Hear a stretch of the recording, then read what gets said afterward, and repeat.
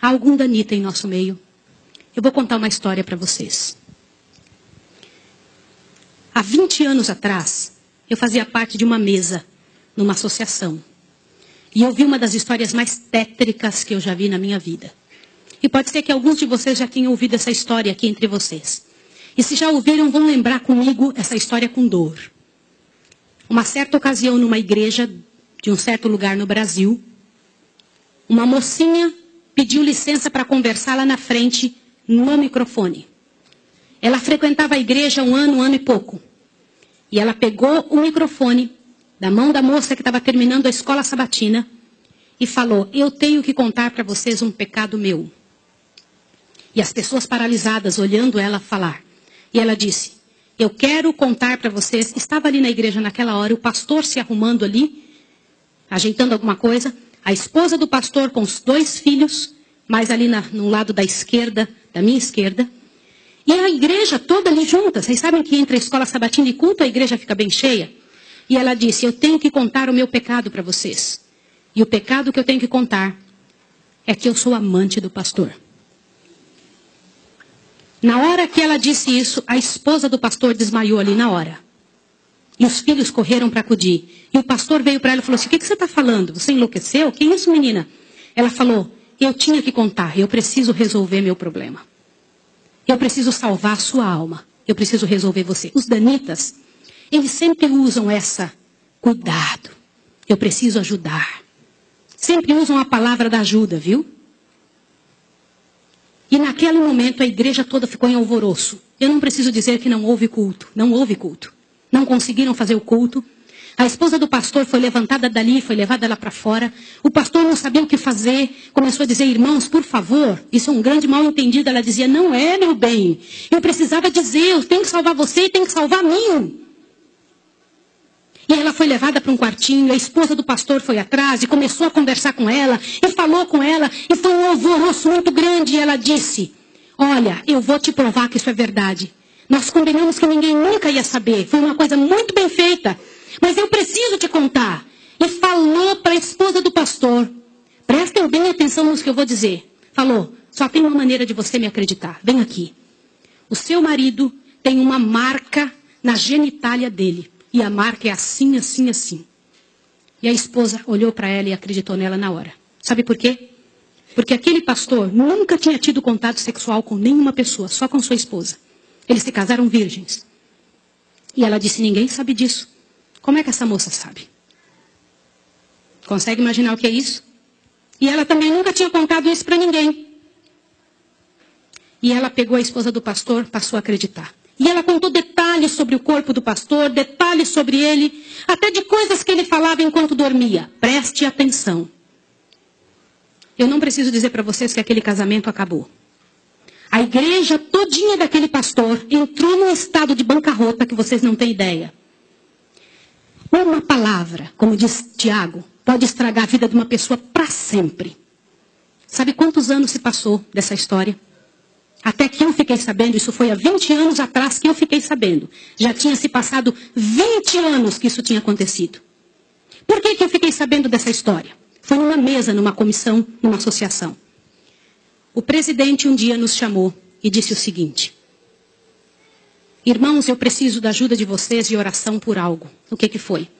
Há 20 anos atrás aconteceu a história de um pastor e contou toda a história para nós.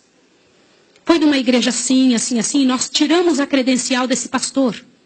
E esse pastor foi para um sítio e ficou sozinho. A esposa dele é casada, tem outros filhos, está vivendo a vida dela.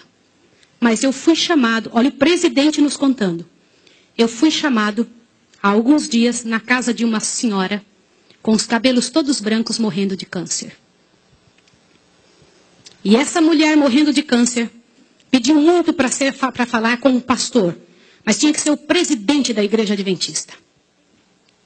E eu fui até lá porque eu sou o presidente. Quando eu cheguei lá, a mulher me contou que ela tinha sido a moça que tinha falado aquilo do pastor. A amante, a suposta amante do pastor.